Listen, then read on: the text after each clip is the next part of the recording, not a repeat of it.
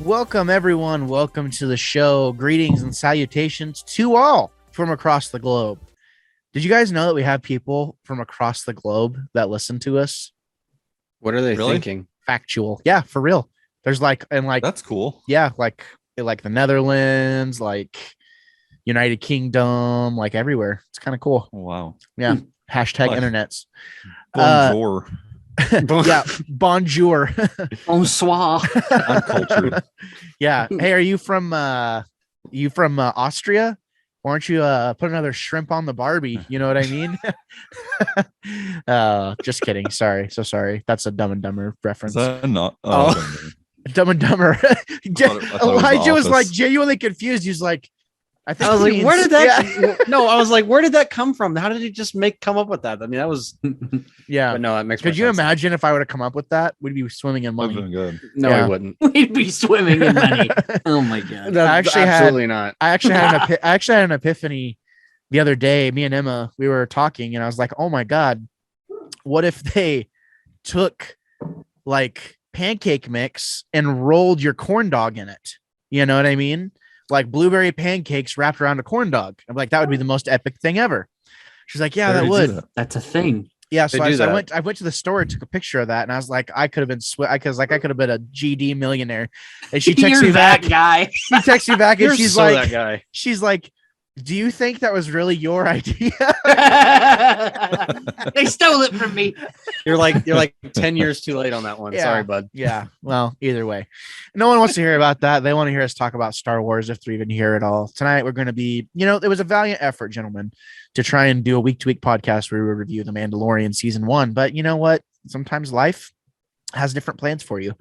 But it is nice that we can kind of reconvene and do a general review for season 1, as well as a general review for season 2 whenever the time comes. So we're actually going to be recording 2 episodes tonight. We'll be recording this episode along with our Kenobi impressions, which will be posted before this episode comes out. So if you're listening to this, our Kenobi impressions have already come out, and we've already told you what we've been up to in that episode. So if you're genuinely curious, go listen to that episode, because I guarantee you it's right just, within that queue. So, So The Mandalorian, we had really, a lot of really good things to say about it in season 1. And gentlemen, I'm glad you could join me yet again. I have Jake, I have Elijah, and I have Mikey with me. And of course I am Gabe. So I think, I don't want this discussion to be too terribly long, just because, we have another show to do. And we've said most of what needs to be said about this show, I feel like in the first 6 episodes, because really we only missed out on episode 7 and episode 8, which was The Reckoning and Redemption, which I didn't watch, so I'm flying high off this one. Wait, you've never seen it? No, I didn't rewatch it. I mean, I have seen them, but they're not fresh in my mind. So I'll be remembering things halfway through the conversation. Yeah, I didn't watch it either, but I have just very vivid memories of what. Watch it either. Yeah. Here we are reviewing off of memory. Look, sucked. It wasn't good. I do have a couple things to mention.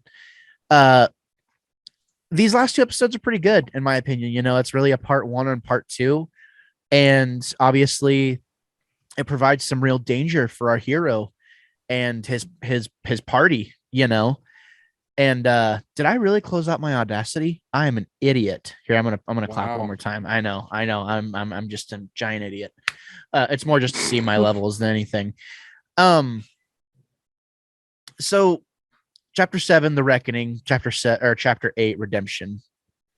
Basically, within these first 2, these last 2 episodes, chapter 7, we see Kui get killed, and they take Grogu and escape with him. And then in episode 8, they get Grogu back, and it's revealed that first of all, Din Djarin, his face is revealed in the last episode of season 1. And then it's also revealed that Moff Gideon has somehow come into possession of the Darksaber.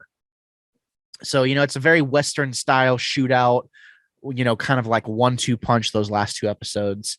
And I really enjoyed them. One thing I wasn't crazy about was how, Din Djarin has had such like a negative feeling towards droids. And then all of a sudden, he just wants to be friends with this other droid. Like he abandons years of ideals to be friends with this droid, which it is cool, but it just kind of seemed the way he was talking about it. And it's kind of funny that I'm starting the conversation with this, but that was like the main thing I wanted to talk about. Just the way his demeanor, he's like, oh, but you have to come with us. Like you really have to come help us. He's just kind of like whiny and mopey a little bit. And I remember us talking about this, with the whole droid thing. Did you guys ever have an issue with that? Like how he was just like kind of open to like having IG help at that point? I wasn't. In the moment, I didn't really think twice about it, to be quite honest. So you're saying I'm an idiot? No. Well, I was gonna say, like, at first I thought it was odd how he did have like not mood changes, but he did change seemingly fast, even how he treated people. I think we talked a little bit about that last time we recorded, but one of you guys brought out a good point, and he's changing pretty quick because he kind of needs to. And that's kind of just what I chalked that up to. I also it's kind of odd too, but yeah, it was a little strange, but at the same time, like, I mean, with the one episode where we meet the rebel drop trooper and they destroyed the ATST, that they were there for seemed like quite a few weeks, just kind of hanging out after all that happened, a couple weeks to train them, then a few weeks there. So whatever time period from that episode to the end, I mean, we're obviously seeing that the child is softening Din Djarin, so his turn, to not hating droids as much is not super shocking, especially because the influence the child does have on Din. And, we've seen that the IG unit can take care of Grogu pretty well, and he's noticed that too. So, I mean, with just those two factors, it's a little bit of a plot hole, but it does make sense in the time frame. Yeah, it makes sense. It's more just like an execution thing for me. Yeah. Well, I mean, you can't executions on stuff like that's always going to be difficult to do, just because less time has gone by for the viewer than it has for the characters. I was gonna say, am I glitching out? No. You're good. Okay. I was gonna say, I think for me, what made it kind of odd was they kind of chalked it up to kind of be a integral part of his character, almost. Like it seemed like they really focused on the fact that he didn't like droids. So I do feel like that is what made the switch kind of feel odd, is they kind of put an emphasis on the fact that he didn't like them. Yeah, well said. And I mean, granted, like I like Din Djarin way more now than I did in season 1. Like, those first 4 or 5 episodes, like, oh, this guy's kind of cool. He's kind of getting tossed around like a chump a little bit, but like I still like him. Well, without that moment in season 1 with the IG unit and kind of realizing like, yeah, he's been softened by Grogu and stuff like that, we wouldn't get the character that we have now. Like his arc would not make as much sense as it does now. Not to say his character now is perfect, but it just, I think while it was executed kind of weird, it was still, it still made sense. Any guesses as to who directed chapter 8? The rock guy from 4. What's his name? Some weird name I can never pronounce. Taika Waititi. Taika Waititi. Yeah. I really like this episode. Mm-hmm. The finale. I think, I don't want to say like I do like it. Could it have been cooler in your guys' opinion? I wouldn't say cooler. I would say there's some aspects that could be cut out. Like the fairy droid that was just happened to be sitting there. Yeah. It happened to be there. Like, okay. And it hadn't been used in years. Like that was a stretch, but I get why they did it that way. I get why Jon Favreau wrote it that way. And then in my opinion, I honestly did not have that big of a problem with Queel dying. I had a bigger problem with IG-11 dying. more than Quill, because it seemed like the IG-11, his arc as a character, had like come full circle. Like they could have done something with that, and then they just kind of quite literally blew him up. So that was a little bit tougher pill to swallow than Quill dying, because we all know what Quill wanted to do. He just wanted to be on his planet and left alone. So there was nothing really that was going to happen with that anyway. Is this final episode? Is that the one where they burn the place down and what's his nuts takes off the helmet? Yeah. That was a very short, summary of episode 8. You just took like 50 minutes of content and put it into like a 30-second sentence. Gabe said he didn't want to spend very much time on it. No, I was just thinking. Oh, go ahead. Sorry. No, you go.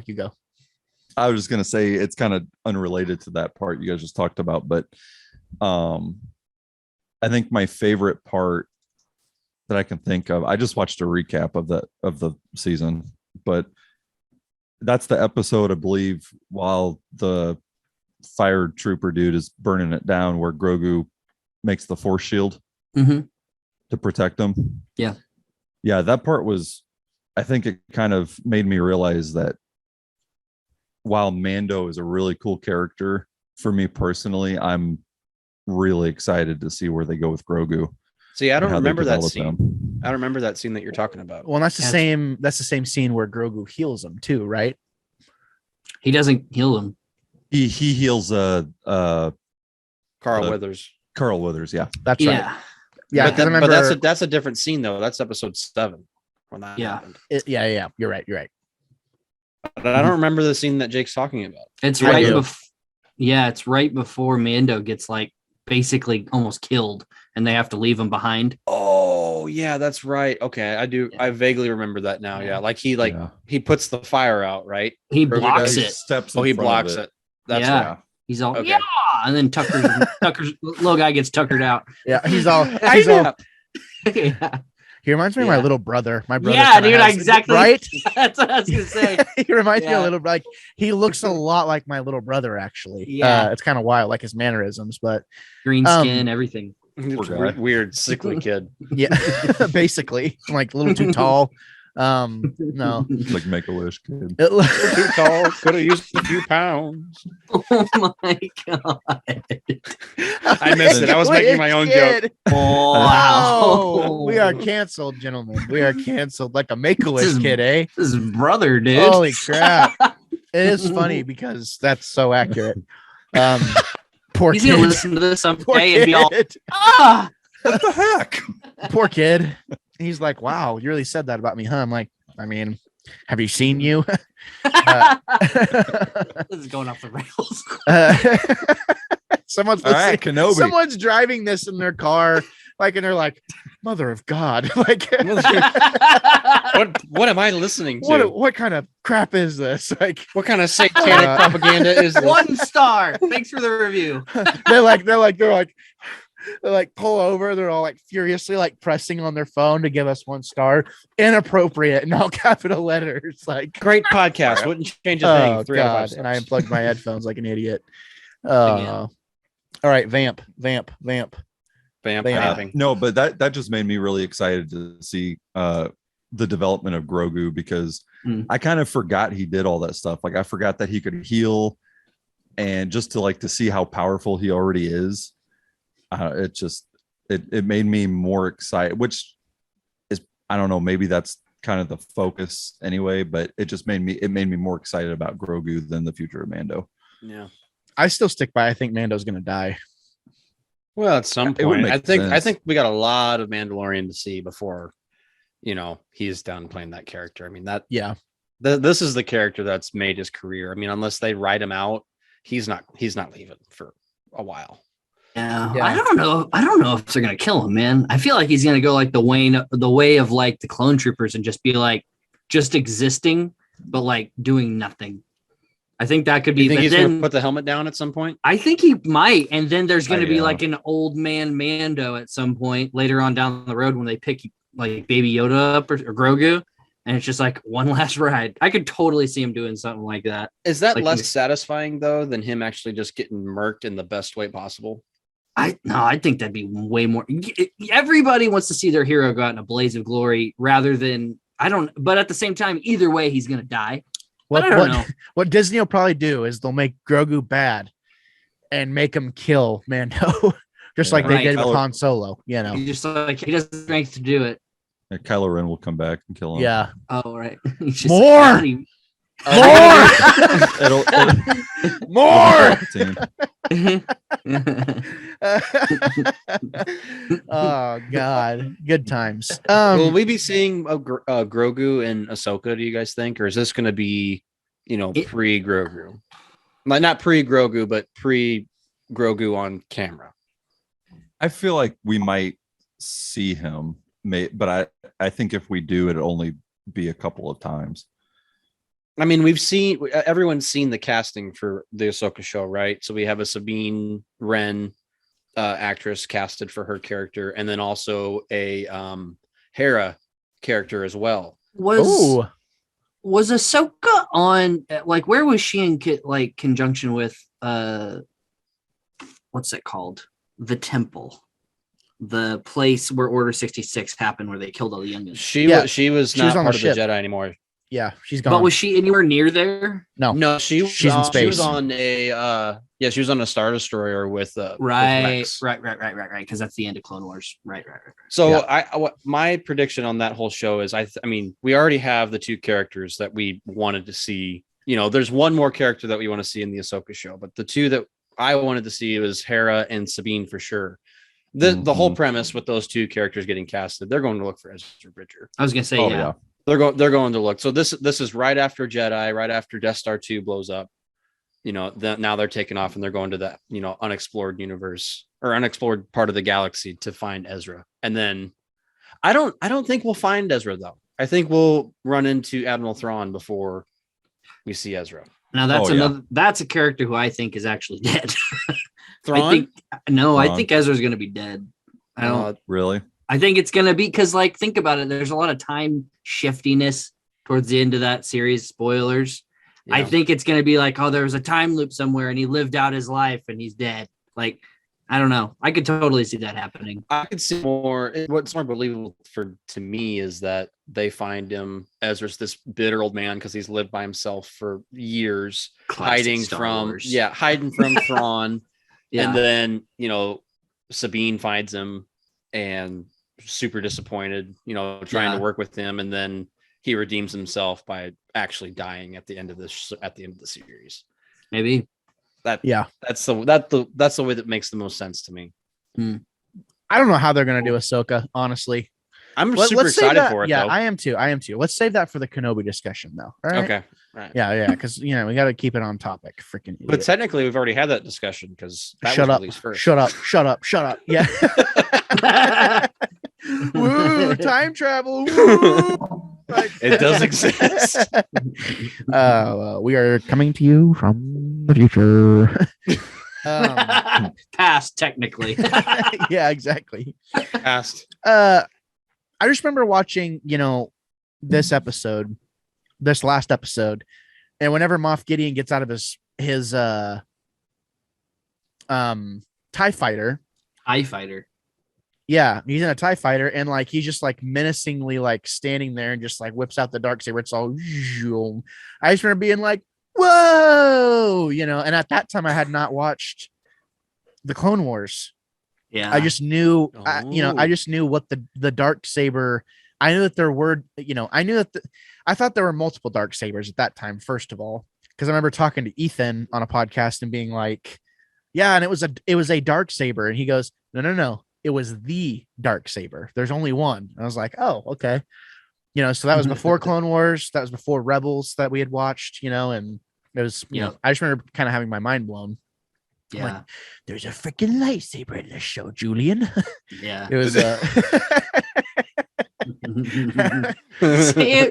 Squinch. It's a Sam Squinch, Julian. So I have a question for you. Was season 1 everything you wanted and more, or do you think it was just borderline good?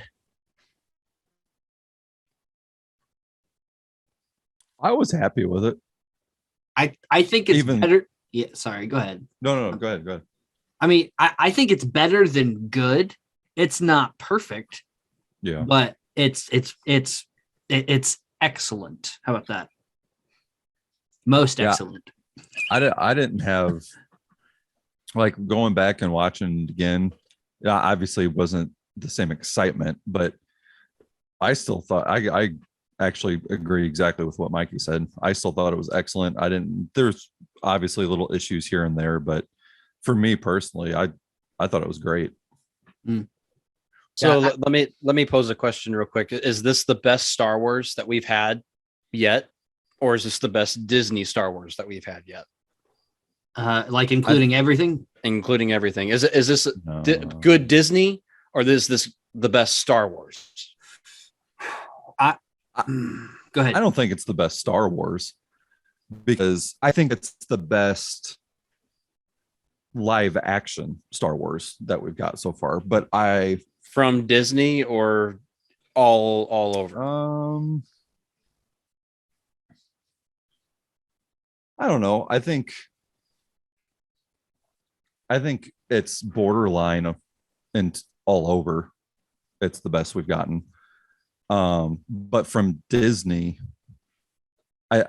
my favorite has been Rebels. Yeah. I loved I thought Rebels was awesome. Yeah, that's the only thing that I'm like, maybe Rebels, and I'll put this in second. But and I know like everybody's probably gonna be that. It's like the original trilogy. It's like I don't know. The original trilogy is awesome. Like it's what started it all. But like Rebels is amazing. Yeah. And this is amazing. So I don't know. And I've always been drawn to the more non-Jedi characters too. Like I love Jedi. But like sometimes it's like nice to take a back seat and be like, oh man, I love that there's cool characters. Like Rogue One's my favorite Star Wars movie. Like I think that's an amazing movie. So like just like that side of the characters, I love it when they do that. So this might edge out Rebels for me personally. But yeah. I think Empire is like in my top 3 favorite movies of all time. Yeah. So it's tough for me to say if this is better, but I think to continue the legacy of Star Wars, this is the best thing we've gotten so far for sure. Yeah. And it's really just set kind of a launch pad for all these other projects to kind of come in the works. Like without Mandalorian, Kenobi would not exist. Oh right. Yeah, no. As a show. It's not even a question. Mm-hmm. At the same time though, I do think it kind of gives Disney an opportunity to experiment with different formats with their TV shows and stuff like that. But I don't necessarily always think that's a good thing. Sure. Because now they know, okay, we have a solid formula with Mandalorian. We are not going to deviate from that. We need to keep that going because if we do not, there will be riots. Right. But maybe we can experiment with a Boba Fett show. Maybe we can, experiment with the Kenobi show. Maybe we can experiment with these things and see what happens and get a pulse on what the audience likes and what they do not like. They have failed in some aspects, in my opinion, like in terms of drumming up excitement. Spoiler alert, the first 2 episodes of Kenobi could have been in 1 episode. Yeah. Not even close. Like, Boba Fett, we've talked about Boba Fett a bunch. I'm done talking about Boba Fett. I mean, I'll say one thing. Mandalorian stole the show from Boba Fett. And Mandalorian is this tentpole, franchise or, IP that is skyrocketing the Star Wars fandom more than probably it ever has really before. Because you have all these people coming out of the woodwork that are like all these different things. It's like, oh, I really liked Rebels and I really liked this and that and da-da-da. And the core audience, I feel like, is us, literally, within this age group. Like, sure. mid-20s to late 30s. Like, I feel like that's the core audience for this television show or these television shows. And they figured out a way to bring us a live action story that has connective tissue to the entire Star Wars universe. And they've even gone so far as literally getting actors and actresses from, or at least actresses from the animated shows to become real live action characters within the television, within the Mandalorian season 2. And to me, I think The Mandalorian is Star Wars' most important IP. Period. It's not even a competition, like in terms of popularity. Bad Batch is cool. Like if we got an announcement, Bad Batch. like Bad Batch is cool, Rebels is cool, Clone Wars is cool. If we got an announcement tomorrow and said, hey, there's going to be 3 more seasons of not Bad Batch, of Clone Wars, like OG Clone Wars, to kind of fill in the gaps of these things, we'd be like, oh, this is great, right? I mean, there is a audience and there is a pulse for the animated stuff because obviously we're getting another season of Bad Batch. So I'm not saying that audience isn't important. It is important. The audience that watches The Mandalorian and the live action stuff is more important. And The Mandalorian itself is, again, I'll reiterate it. It is Star Wars' most important IP. And if I'm Disney thinking, okay, I have Marvel in my back pocket, whatever, all these, I have Marvel and Star Wars. Marvel is obviously like popping off. And they've showed repeatedly that they can put out just an okay product and people will lose their minds over it. All they have to do is get that to Star Wars and, we'll have the MCU all over again, literally with Star Wars. And that's I think what they're building towards with these live action television shows. And The Mandalorian is responsible for any future project that comes to light is because of The Mandalorian. Will The Mandalorian be on the big screen? I think he will. Yeah. I think he will for sure. Have any doubt. Taika what aspect do Waititi. you think? Yeah, Taika Waititi. He's actually the next Star Wars movie is coming from him. Mm-hmm. So I think it's going to be a Mandalorian movie. Like, you think it's going to be solely a Mandalorian movie? Maybe a war, the Star Wars, the War for Mandalore or something like that. I mean, I could see it happening. I could see this next season of Mandalorian building towards that or maybe what could be happening. Ahsoka's already done. All these other things are done. Maybe they bring all this stuff together to where it makes sense for Mandalorian and Ahsoka to be with Grogu doing this thing, looking for Thrawn to find Ezra Bridger, and then Ezra Bridger continues his story, with a TV show or something like that. I think which I think is fitting because he's a really interesting character. He is a super interesting character. He's too powerful. He would rival Luke Skywalker though, and I don't think they would do that. I think they should jump the shark at the end of the show. Kind of. I don't think he can ever. Yeah. I don't think he can ever be used in a long-term aspect. That's why I think he's gonna die. Because I mean, like they made him so powerful. He's way too powerful. Like Star Killer powerful. Like it's just never gonna work. He's gonna have to die. Otherwise, it doesn't make sense for Luke Skywalker, some punk kid, to take care of everything. Unless, go ahead. Sorry. Sorry. Pick one. Pick one. Go ahead. I was gonna say I need a little refresher. I remember him being like really powerful, but what made him? He can literally talk to animals through the universe, through the Force, and control them. Cool. Then that's how he took down. He took down entire starships with that's insane. He was only a teenager in Rebels, right? Yeah, he wasn't even fully developed. That borderline Star Killer literally pulling a Star Destroyer out of the sky. I think it overdoes Star Killer a little. I think so.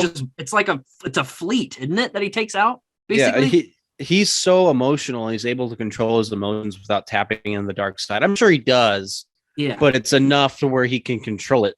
But he can use his emotions in such a way that just leaps and bounds. Even Star Killer. Would you have an issue with that if they made him more powerful than Luke Skywalker? No, I think it'd be sweet. I just doubt they ever do it. Yeah, I wouldn't be mad. Yeah, there could be another war going on that he assists in.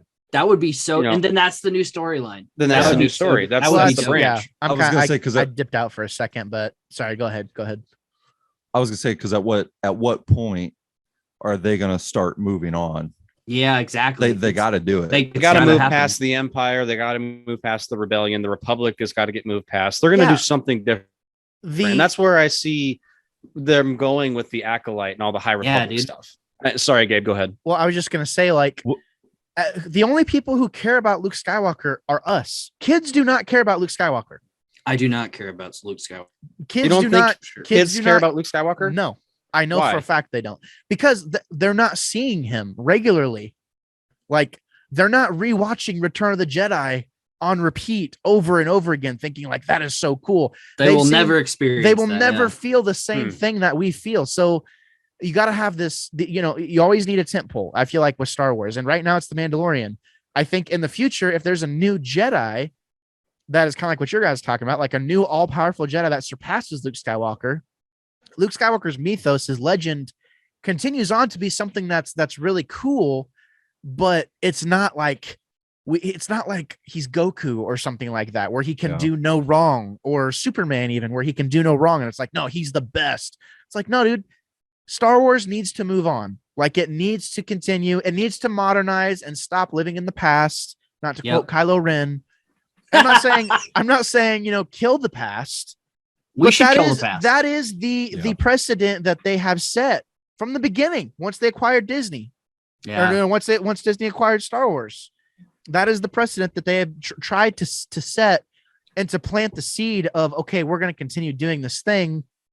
And an argument could be made. It's like, okay, well then, why does the Boba Fett show exist? It's like, because it needs to get you interested again in Star Wars. And like that, again, like with Kenobi, they're trying to get anyone who was on the fence about coming back into the fold.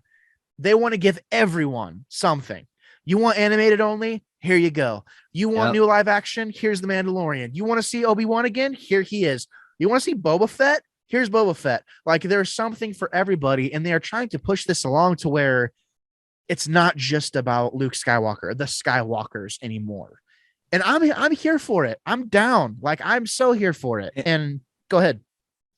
I was gonna say, and to that point, I think Grogu for a while will be an important and central character, but he's not the future, in my opinion, just because he reminds us too much of Yoda. Yeah. And that's why I could see somebody like Ezra being a kind of the future of Star Wars. But what if they are building a new future? They gave us Ezra already. Ezra can be revealed at a later time. What if Ezra becomes like the new Yoda and Grogu becomes like a Mace Windu of sorts, and we get a whole new Jedi Order and a whole new everything that we are like a part of. Though. What's that? Yeah, because Ezra's like in his 30s now. Yeah, Ezra's got to be. Well, no, when he disappeared, he was like 18, wasn't he? 18, and then you got to think that's another 10 years. I mean, yeah, he's late 20s by Return of the Jedi, 30. By the time Grogu could even remotely be close to being a Mace Windu like character, he'd have to. There would be another 40 years or 100, depending. Or 100. What if Ezra ends up training Grogu? One word. Yeah. Time warps. Yeah, that's true. This is not Star Trek. Yeah. Yeah. Shut up about that. Anyways, we're getting off topic, but this whole conversation started with like how important Mandalorian is. Yeah. And the fact that we can even have a conversation like this is because of the Mandalorian, literally. Yeah. You're right. So yeah, I think it's the most important IP that Star Wars has. And I think at the end of this first season, I was genuinely had my appetite. Appetite? I had my appetite. I had my appetite. Epitome. Judd Apatow. I had my appetite wetted. And wetted? It's only been better. Sounds so gross. Nobody has ever no one has ever had their appetite wetted. Different saying. Was that a thing? Way I've heard that saying before, but the way you said it was kind of gross. Appetite wetted? It's appetite wetted. wet, not wetted. It's like I had my appetite wet. I don't think that's a thing either. Yeah, no, wet. Yeah. WHET. But appetite wet? Yeah. WH. No. I'm not wetted. I've never heard wetted before. Going back to Gabe's original question, I don't think The Mandalorian is a perfect show or even an excellent show by any means. I think it's a good show with perfect traits. Like there are handpicked other stuff, handpicked little things in there. It's not front to back storybook perfection to me. We get that of our best example is Empire Strikes Back, like Gabe said earlier. That's front to back perfection. And that's not a OG Star Wars guy saying, "Oh, the originals are better." That's just truth. We're kind of OG. Well, I mean, yeah, we are, but we're not die hard. We're not the ones that, just throw everything out of the, the box just because it's not original Star Wars. True. So to me, it's a great show, a wonderful show. It's got perfect aspects, but is it a perfect show? Is it an excellent show? But that's just me. It's good. I don't really feel it's a good show. It's a good show. I feel like you can compare it to the original movies though, because it's a show. It's not a movie. So and that's why I asked that question. Like, is this a good Star Wars? Is this the best Star Wars content, or is this the best Disney-fied Star Wars content? It's a good question. It's a good question. Yeah. So we can definitely continue our Mandalorian discussion over season 2, which we will all watch in its entirety before we review. Or that's the goal. If you can't, whatever, but I would really like you to. No. I think this this show is really, really important, and I had a great time, reviewing it episode to episode with you guys, sans the last 2 episodes, and I'm looking forward to talking about season 2 whenever it's time. I'd like to make one point about Boba Fett. Here we go. Oh God. No, it's just in general is that I was thinking about it earlier, and I think the fact that how polarizing it was made me appreciate the show more. Yeah. And that's like, to me, that's some of the best discussions we've had, at least like us, our crew here. And actually, I'm really hoping for, whether it's season 2 of Boba Fett or another show, I do hope we get something just as polarizing, because I actually kind of miss having the arguments and like the heated discussions about it. I think we'll have that. I think a lot of that played into was that it was a brand new thing and we had no idea what to expect. So all of our opinions were happening in real time at the exact same time. Yeah. So maybe Kenobi. That's exactly what I was about to say. I was like, I'm going to have some hot takes about Kenobi that a lot of people aren't going to like. Yeah, you're wrong. Okay. We'll as see. you heard the previous episode that we haven't recorded yet. Yeah, exactly. Exactly. All right. So we got another podcast to record, ladies and gentlemen. Thank you so much for showing up. You know where to find us. Definitely check out our socials, check out our other shows, our sister shows. We have obviously this is the Wannabe Critic podcast, but Punch Counter Punch is a show we do on this podcast feed. We have Keeping It Real, which is our movie podcast, which is really going to be ramping up. We just made a new schedule for that, and I'm really excited about it.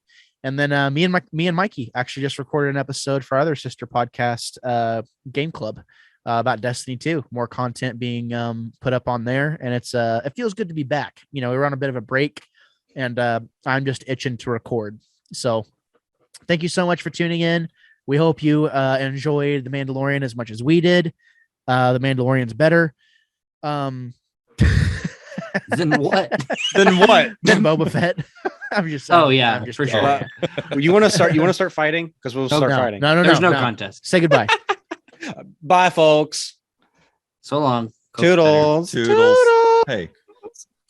Well, once again, thank you so much for showing up today. I really, really appreciate it. Again, if this is your first time here, consider subscribing. I know that's the thing that all the YouTubers do. Everyone's asking to sub. The fact of the matter is that it doesn't cost you anything to subscribe, and who knows, you might even see a video every now and then that you actually like or may be interested in. Not only that, I do a bunch of stuff, so make sure you check all the information down in the description down below. We got podcasts, we got Let's Plays, we got all kinds of stuff for all kinds of fandoms. So make sure you check that out. I would seriously appreciate it, and I would love to see you around here more. I'm Gabriel Fast. I will always be the Wannabe Critic.